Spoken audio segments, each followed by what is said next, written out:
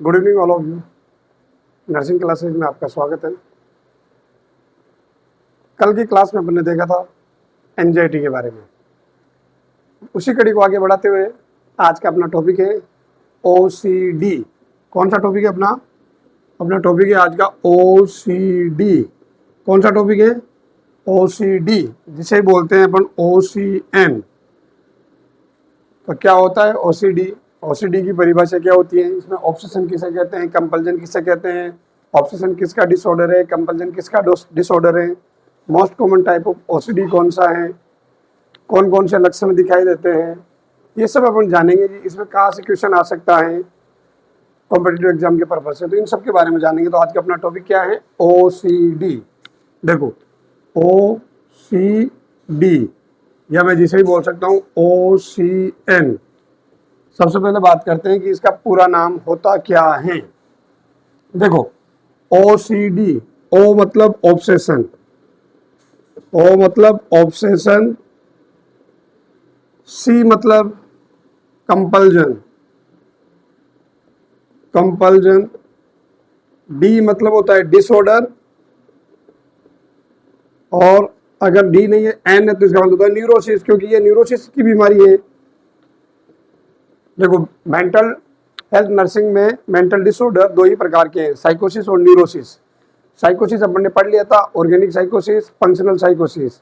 अब अपन पढ़ रहे हैं न्यूरोसिस, जिसमें अपन ने फोबिया पढ़ लिया, एंजाइटी पढ़ लिया। अब इस कड़ी में अपन पढ़ रहे हैं OCD, और फिर अगली कड़ी में होगा अपना DCD, है ना। तो देखो OCD का पूरा नाम क्या है, या OCN, ऑब्सेशन कंपल्जन डिसऑर्डर या ऑब्सेसिव कंपल्जन न्यूरोसिस। ठीक है, तो पहले बात करेंगे अपन की ऑब्सेशन क्या होता है। तो सबसे पहले बात करेंगे कि ऑब्सेशन होता क्या है। क्या होता है ऑब्सेशन? देखिए ऑब्सेशन कंपल्जन डिसऑर्डर या न्यूरोसिस। चलिए, तो सबसे पहले बात करते हैं ऑब्सेशन की। ऑब्सेशन, अगर मैं ऑब्सेशन के बारे में बोलूं तो ऑब्सेशन का मतलब क्या होता है? ऑब्सेशन का मतलब होता है कि व्यक्ति के माइंड में बार बार लगातार अवांछित एक ही प्रकार के अवांछित विचार आना। व्यक्ति के माइंड में बार बार लगातार एक ही प्रकार के अवांछित विचार आना, और उन विचारों को लेकर व्यक्ति का एंजॉय नहीं कर पाना। व्यक्ति उन विचारों को अपने माइंड से निकालने की कोशिश करता है पर निकाल नहीं पाता है। इसे ही बोलते हैं obsession. That means obsession are the unwelcome ideas. That means मेरा कहने का मतलब क्या है? Obsession are the unwelcome ideas. Unwelcome ideas which comes, मतलब जो आते हैं। Obsession are the unwelcome ideas which comes in person mind again and again in stereotype manner. Person does not get enjoy by getting these ideas. Person try to remove these ideas from his mind but he cannot get success. मतलब मेरा कहने का मतलब है कि व्यक्ति के mind में बार बार लगातार एक ही प्रकार के अवांछित विचारों का आना, और उन विचारों को लेकर व्यक्ति का एंजॉय नहीं कर पाना। व्यक्ति उन विचारों को अपने माइंड से निकालने की कोशिश करता है पर निकाल नहीं पाता है। इसे ही कहते हैं obsession. That means obsession are the unwelcome ideas which comes in person mind again and again in stereotype manner.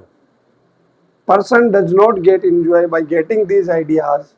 Person try to remove these ideas from his mind but he cannot get success. अब देखो, अब व्यक्ति के mind में क्या आ रहे हैं? Unwelcome ideas आ रहे हैं।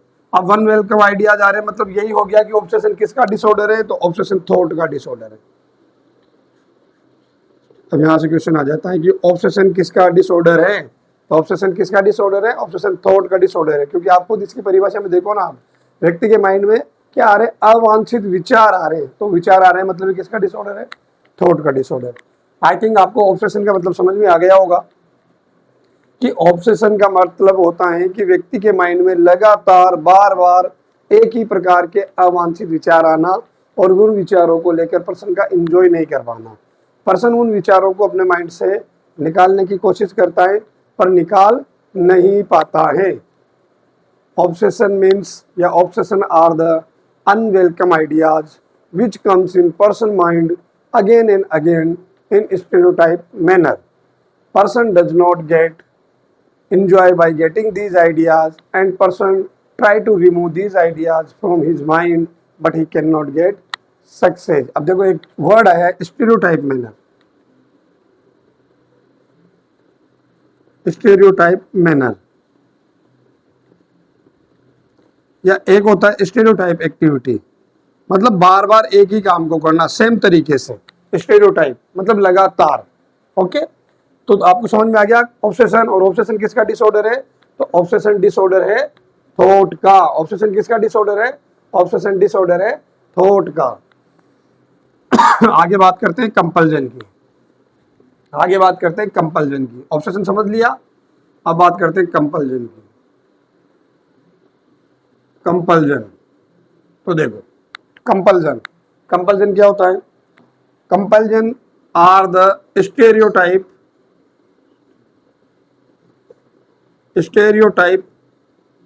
एक्ट या रिपीटियस एक्टिविटी या repetitious activity which perform by individual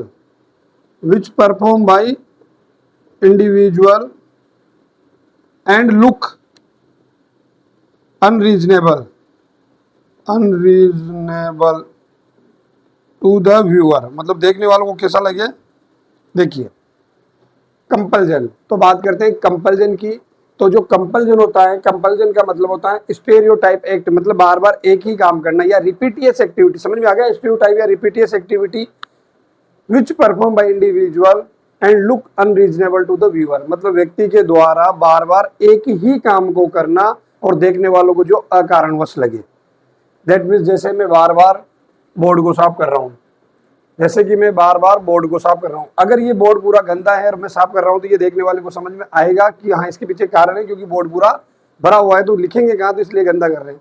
पर बोर्ड बिल्कुल ब्लैंक है, बोर्ड पे कुछ भी नहीं लिखा हुआ है, बोर्ड पूरा साफ है, और फिर भी मैं बार बार हर थोड़ी देर बाद वापस इसको साफ कर रहा हूँ, फिर कुछ समय बाद में वापस इसको साफ कर रहा हूँ, तो इसे ही बोलते हैं कंपल्जन। समझ में आ गया आपको?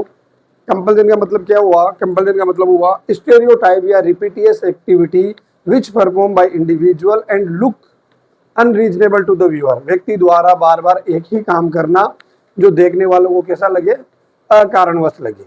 ओके, अब बात करते हैं कि कंपल्जन किसका डिसऑर्डर है। तो बेटा देखो कंपल्जन में व्यक्ति क्या कर रहा है? काम कर रहा है बार बार एक ही, तो जो कंपल्जन है वो डिसऑर्डर है एक्टिविटी का। ओके, किसका डिसऑर्डर है? कंपल्जन एक्टिविटी का। यहाँ से भी क्वेश्चन आ जाता है कि कंपल्जन किसका डिसऑर्डर है, तो कंपल्जन एक्टिविटी का डिसऑर्डर है। ऑब्सेशन किसका डिसऑर्डर है? तो ऑब्सेशन में क्या हो रहे थे? थॉट आ रहे थे, मतलब वो थॉट का डिसऑर्डर है। अब क्या होता है देखिए, सामान्यतः जो कंपल्जन होता है, सामान्यतः जो कंपल्जन होता है नॉर्मली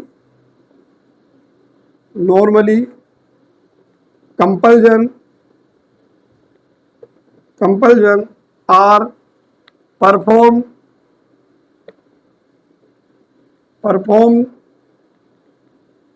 परफॉर्म्ड बाय इंडिविजुअल, सामान्यतः ये व्यक्ति के द्वारा किए जाते हैं टू रिलीव एंजाइटी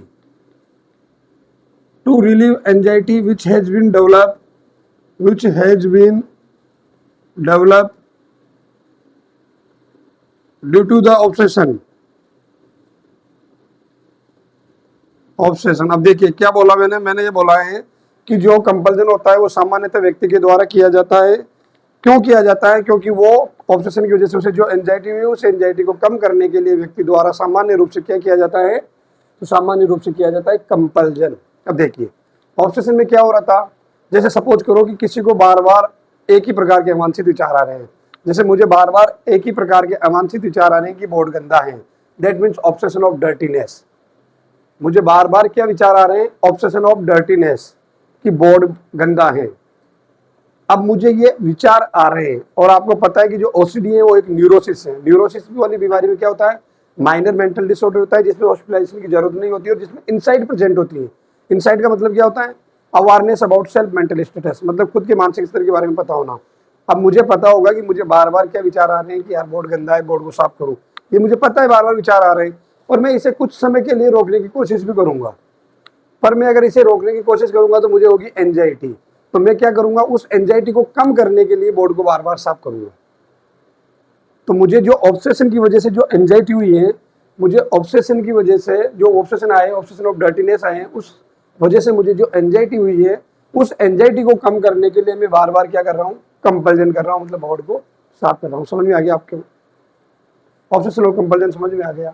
चलिए आगे बात करते हैं कि कारण क्या होंगे।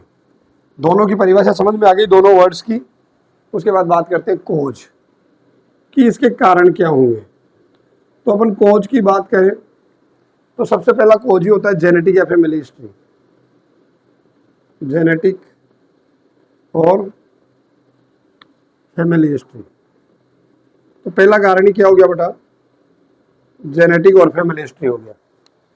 अगर किसी के परिवार में माता पिता या दादा दादी को ओसीडी है तो उनके बच्चों में भी होने की संभावना होती है। ठीक है, जेनेटिक। एक पर्सनालिटी होती है बेटा, जिस पर्सनालिटी में ओसीडी कॉमन होता है, जैसे एनजीएस पर्सनालिटी में एंजाइटी कॉमन होता है, उसी प्रकार से ऑब्सेसिव पर्सनालिटी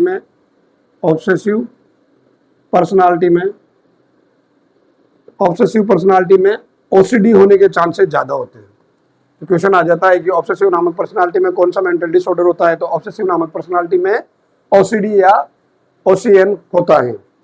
जो ओसीडी या ओसीएन होता है मोर कॉमन होता है फीमेल में, मतलब फीमेल में ज्यादा होता है। मोर कॉमन इन फीमेल, किसमें ज्यादा होता है बेटा, फीमेल में, देन मेल, मतलब मेल की तुलना में ये फीमेल में ज्यादा होता है। फिर ओसीडी में बेटा देखो, ओसीडी में जब किसी व्यक्ति में सीरोटोनिन का लेवल कम हो जाता है, किसका लेवल कम होता है, सीरोटोनिन का लेवल कम होना, या ओसीडी में सीरोटोनिन का लेवल कम हो जाता है, इस या व्यक्ति में सीरोटोनिन का लेवल कम हो जाता है, उस वजह से ओसीडी हो जाता है। इसीलिए जब इसकी ड्रग देंगे ना अपन ट्रीटमेंट में या मैनेजमेंट में, तब ड्रग देते हैं एसएसआरआई। देखो, सेलेक्टिव सीरोटोनिन रीअपटेक इनहिबिटर, मतलब क्या करेंगे, ऐसी ड्रग देंगे जो सेलेक्ट करेगी सीरोटोनिन के और उससे रोकेगी उसके रीअपटेक को, मतलब बॉडी उसके रीअपटेक को रोक देगी। मतलब ऐसी ड्रग देंगे जिसके द्वारा अपन क्या करेंगे, सीरोटोनिन के रीअपटेक को रोक देंगे, क्योंकि ऑलरेडी लेवल कम है। ओके, तो आपको आई थिंक आपको कोज समझ में आए होंगे। ओसीडी के कोज, तो ओसीडी के जो कोज है, ओसीडी का कोज है सबसे पहले कौन सा कोज है कि जेनेटिक और फैमिली हिस्ट्री, इसमें ओसीडी होने की ज्यादा संभावना होती है। अगला एक पर्सनालिटी, यहाँ से भी क्वेश्चन है, एक पर्सनालिटी जिसमें ओसीडी ज्यादा होता है उसका नाम है ऑब्सेसिव पर्सनालिटी। किसमें कॉमन है, तो फीमेल में कॉमन है। और सीरोटोनिन का लेवल क्या होता है ओसीडी में, तो ओसीडी में सीरोटोनिन का लेवल कम हो जाता है। आगे बात करते हैं कि एग्जाम्पल ऑफ ओसीडी बताइए। तो देखिए एग्जाम्पल ऑफ ओसीडी, यहाँ से भी क्वेश्चन आता है। एग्जाम्पल ऑफ ओसीडी, एक तो होता है बेटा वॉशर, एक होता है चेकर, एक होता है काउंटर, मतलब काउंटिंग या काउंटर। तो मोस्ट कॉमन ओसीडी कौन सा है, क्वेश्चन आ जाता है कि नीचे दिए गए ओसीडी में से मोस्ट कॉमन ओसीडी कौन सा है, क्वेश्चन आ जाता है। तो मोस्ट कॉमन ओसीडी कौन सा होता है, तो मोस्ट कॉमन ओसीडी होता है वॉशर। क्वेश्चन आ जाता है मोस्ट कॉमन ओसीडी, तो मोस्ट कॉमन ओसीडी कौन सा होता है, वॉशर होता है।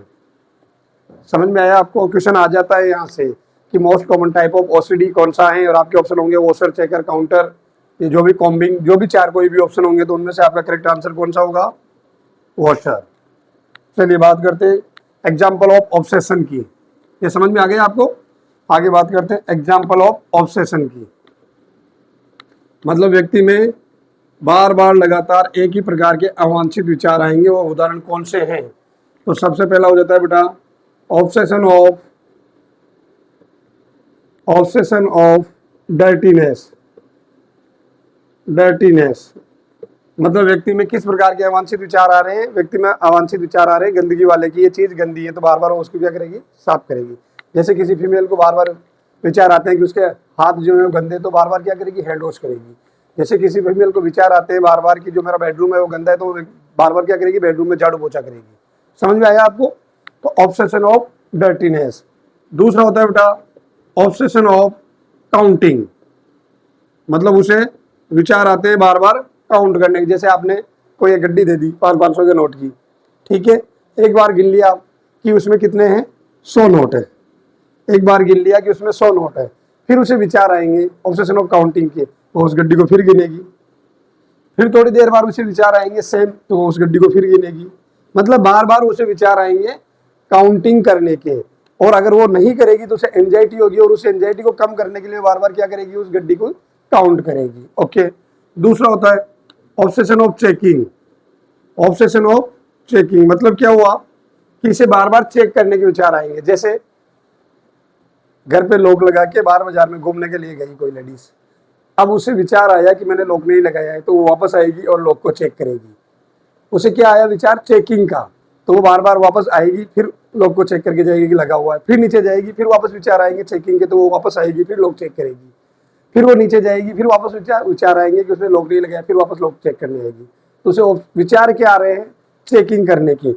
और अगर वो इसे रेसिस्टेंस करती है, मतलब रोकने की कोशिश करती है, तो उसे एंजाइटी होती है, और उस एंजाइटी को कम करने के लिए वो कंपल्सन करती है, और कंपल्सन में क्या कर रही है, चेक करने का काम कर रही है। सेम उसी प्रकार से उसे विचार आते हैं बार बार कोम करने का। अगर किसी को बार बार विचार आ रहे हैं कंघी करने का, तो वो क्या करेगा, बार बार कंघी करेगा। किसी को विचार आ रहे हैं बार बार सेविंग करने का, तो बार बार क्या करेगा, सेव करेगा। किसी को विचार आ रहे हैं बार बार, अगला, किसी को विचार आ रहे हैं, जैसे अगला, किसी को विचार आ रहे हैं बार बार किसके, सिमेट्रिकल के। सिमेट्रिकल के तो मतलब वो क्या करेगा, बार बार वस्तुओं को व्यवस्थित करेगा। किसी को विचार आ रहे हैं बार बार to make mistake. To make mistake मतलब वो कोई भी काम करेगा तो उसे विचार आएगा कि ये काम मैंने गलत कर दिया है। किसी को विचार आ रहे हैं बार बार किसके, एग्रेसिवनेस के। एग्रेसिवनेस के देखिए, तो ये है कुछ एग्जाम्पल ऑफ ऑब्सेशन, मतलब थॉट के, कि किस किस प्रकार के व्यक्ति में थॉट आ सकते हैं। सबसे पहला व्यक्ति में थॉट आ सकता है किसका, सबसे पहले व्यक्ति में थॉट आ सकता है डर्टीनेस का, दूसरा आ सकता है काउंटिंग का, तीसरा आ सकता है चेकिंग का, चौथा आ सकता है कॉम्बिंग का, पांचवा आ सकता है सेविंग का, छठा आ सकता है सिमेट्रिकल का, सातवां आ सकता है टू मेक मिस्टेक का, और आठवां आ सकता है बेटा एग्रेसिवनेस का।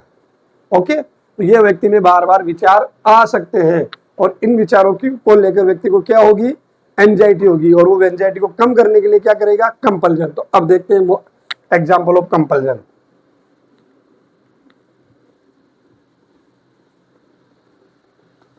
Example of compulsion.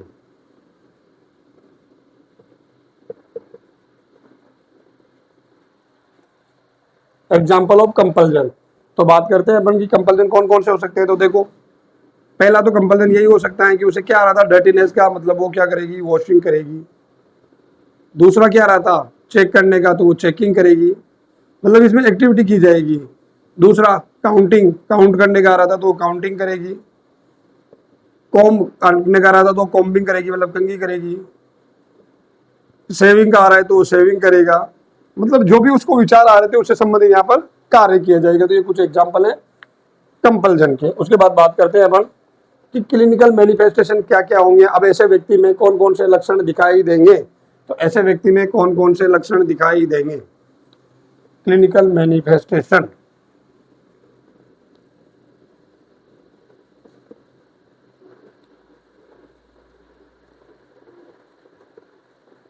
Clinical manifestation, clinical manifestation. तो देखिए, मतलब क्लिनिकल मैनिफेस्टेशन ऐसे व्यक्ति में क्या क्या लक्षण दिखाई देंगे।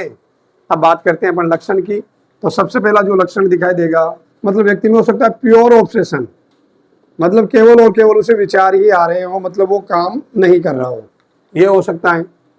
दूसरा हो सकता है प्योर कंपल्जन, कोई विचार नहीं आ रहे हो पर वो सीधा बार बार एक ही काम कर रहा हो, ये लक्षण हो सकता है।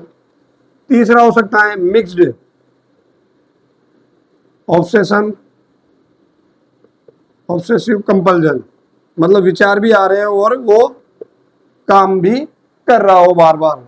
न्यूरोसिस है मतलब उसे मानसिक स्तर के बारे में पता है, मतलब उसे एंजाइटी होगी कि मैं बार बार ये क्या कर रहा हूँ। उसका मूड होगा, उसको लेकर सैडनेस होगा, सैडनेस ऑफ मूड होगा। अगली अपन बात करें तो decrease the daily activity of life. देखिए अब क्या होगा, उसकी जो दैनिक दिनचर्या के जो काम है वो कम हो जाएंगे। क्यों कम हो जाएंगे? क्योंकि उसे बार बार विचार आ रहा है डर्टीनेस का, तो बार बार सिर्फ झाड़ू पोछे करने में रह जाएगी। बाकी जो काम होंगे उसके डेली एक्टिविटी ऑफ लाइफ के वो कम हो जाएंगे, क्योंकि उसे बार बार क्या विचार आएंगे डर्टीनेस के। और उन एंजाइटी को कम करने के लिए वो क्या करेगी, वॉशिंग करेगी, है ना। जिसके परिणाम स्वरूप क्या होगा, उसके बाकी जो काम है वो कम हो जाएंगे। तो decrease the daily activity of life. समझ में आया आपको? प्योर ऑब्सेशन, केवल और केवल ऑब्सेशन आ सकते हैं। प्योर कंपल्जन, केवल और केवल कंपल्जन आ सकते हैं। अगला मिक्स्ड ऑब्सेसिव कंपल्जन, मतलब ऑब्सेशन भी आ सकते हैं और उसको वजह से वो कंपल्जन भी कर सकता है। न्यूरोसिस है मतलब मानसिक स्तर के बारे में पता है, तो उसे एंजाइटी होगी, जिसे लेकर सैडनेस ऑफ मूड हो सकता है। और ऑब्सेशन में व्यक्ति की डेली एक्टिविटी ऑफ लाइफ कम हो जाती है। तो अब आपके लिए क्वेश्चन है और इसके जवाब आपको देना है कमेंट बॉक्स में। आपके लिए क्वेश्चन है और इसका करेक्ट आंसर आपको देना है। इसका आपके लिए क्वेश्चन है ओसीडी से और इसका करेक्ट आंसर आपको देना है कमेंट बॉक्स में। तो पहला, which of the following question, which of the following is not a feature मतलब क्लिनिकल मैनिफेस्टेशन या sign and symptoms. Which of the following is not a feature of OCD या OCN. पहला option है आपका a subjective और constant feeling of compulsion.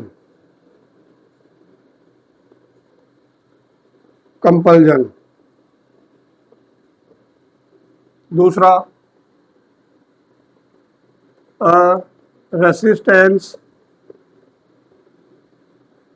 Feeling of compulsion. तीसरा, decrease the daily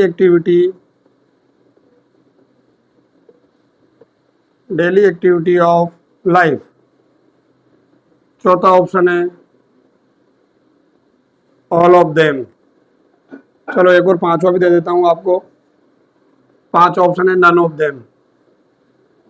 इन पांचों में से आपको बताना है कि कौन सा है जो ओसीडी का फीचर नहीं है।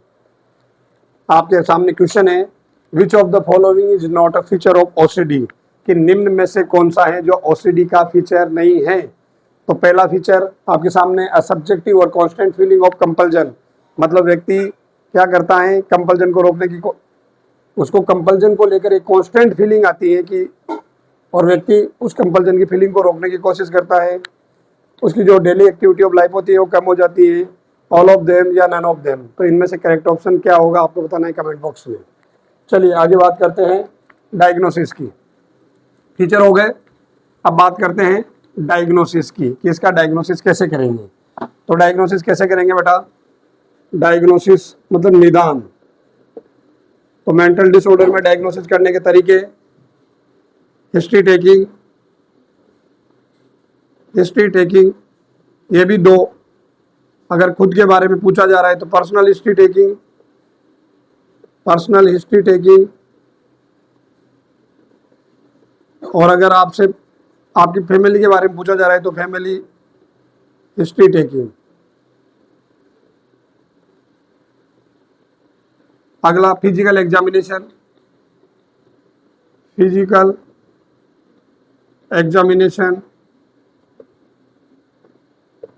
अगला तीसरा मेंटल स्टेटस एग्जाम। ये पढ़ेंगे अभी, सिर्फ नाम याद कर लो आप।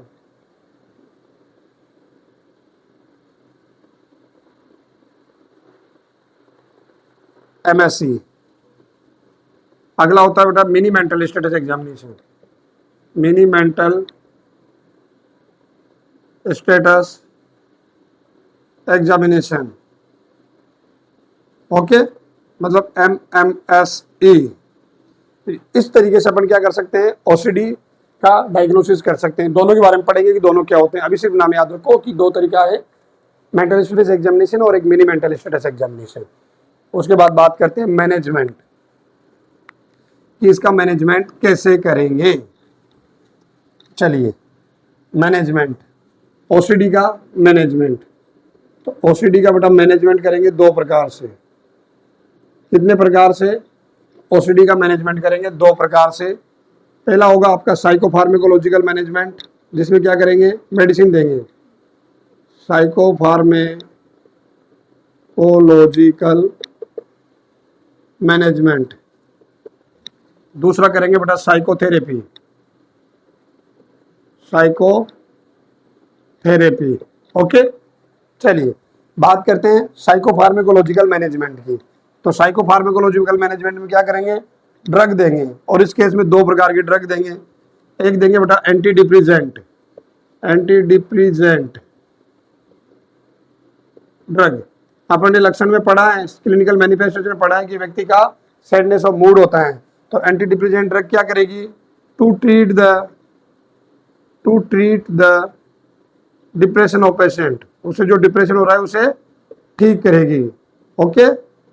अब इसके लिए कुछ मेडिसिन आती है बेटा, ना, इसके लिए कुछ मेडिसिन आती है। एंटी डिप्रेसेंट ड्रग की एग्जांपल देख लेते हैं। अब इसमें कौन सी एंटी डिप्रेसेंट ड्रग देंगे, तो अपन ने इसमें कोज में पढ़ा था कि OCD में सीरोटोनिन का लेवल कम हो जाता है। तो अपन क्या करेंगे, सीरोटोनिन के अपटेक को या रीअपटेक को इनिबिट कर देंगे। तो उसके लिए अपन दे सकते हैं SSRI, एक ड्रग देंगे, कौन सी, SSRI ग्रुप की, जिसे क्या बोलते हैं, सेलेक्टिव सीरोटोनिन रीअपटेक इनिबिटर। और एक ड्रग देंगे TCA, tricyclic anti depressant drug. तो देखिए, जो सबसे पहले ड्रग देते हैं क्लोमिप्रामाइन,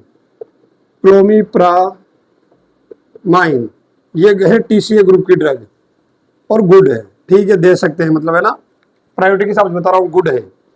अगली आती है बेटा फ्लूओक्सेटिन जो ड्रग है ये SSRI ग्रुप की ड्रग है, और क्या हुआ, बेस्ट है, मतलब दे सकते हो आप। गुड के बाद पहली वाली गुड है, उससे अच्छी है, उससे अच्छी कौन सी है, उससे अच्छी है फ्लूओक्सेटिन, और तीसरी होती है फ्लूओक्सामाइन। ये जो है ये भी SSRI ग्रुप की ड्रग है, और बेटर है या एक्सीलेंट है, बेटर है या एक्सीलेंट है। तो प्रायोरिटी के हिसाब से अगर पूछे अपन कि प्रायोरिटी के हिसाब से कौन सी ड्रग सबसे बेस्ट है, अगर तीनों ऑप्शन में हो तो आपका करेक्ट ऑप्शन कौन सा होगा, फ्लूओक्सामाइन।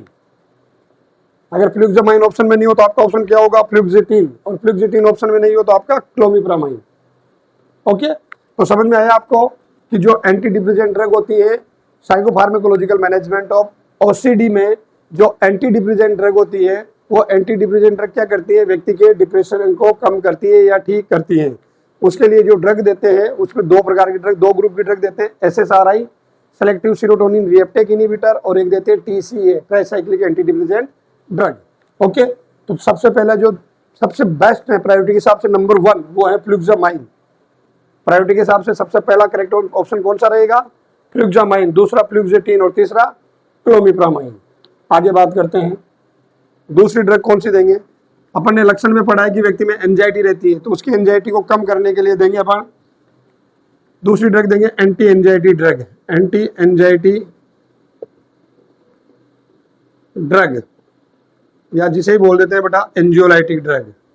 क्या बोल देते हैं, एंजियोलाइटिक ड्रग, ओके।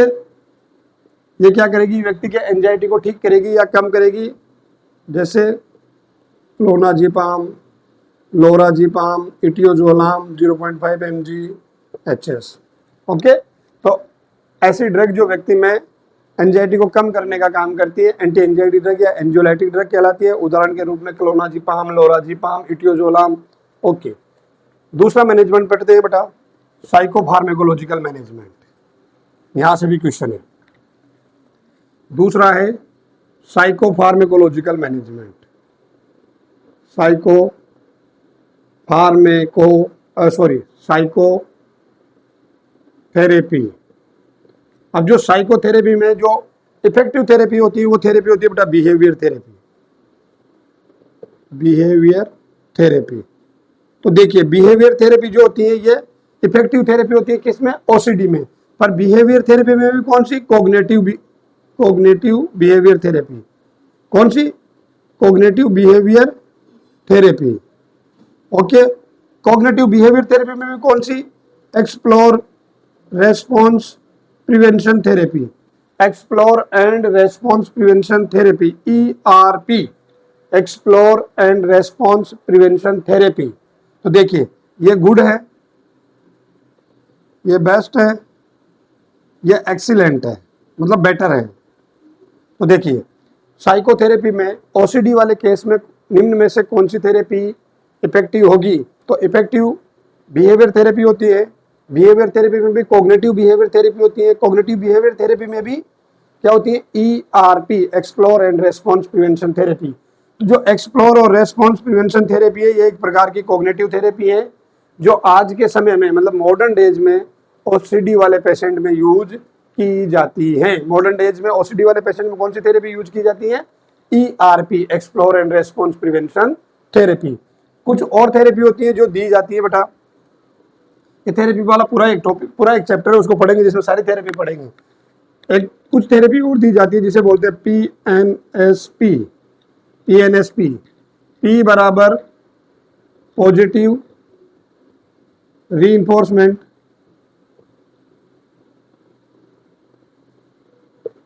N बराबर नेगेटिव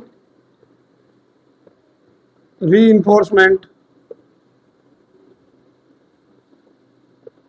S बराबर सिस्टेमिक डिसेंसिटाइजेशन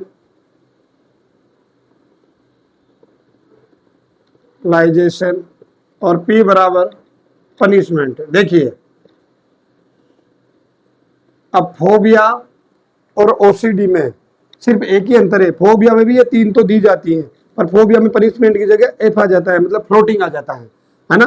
फ्लोटिंग का मतलब क्या होता है, व्यक्ति जिस चीज से डर रहा है सीधा डायरेक्टली उसके सामने पेश कर दिया जाता है, सीधा मैक्सिमम जो इंटेंसिव फियर कोच करता है उसके सामने उसको पेश कर दिया जाता है, उसे फ्लोटिंग बोलते हैं।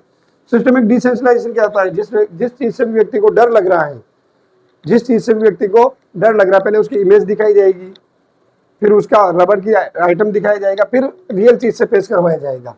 पर अब इसमें क्या होगा, PNSP, positive reinforcement, negative reinforcement, systemic desensitization और पनिशमेंट। तो ये था आपका OCD। कल इसी टाइम पे मिलते हैं नेक्स्ट क्लास के साथ DCD, डिसोसिएटिव कन्वर्जन डिसऑर्डर या हिस्टेरिया। Okay, thank you.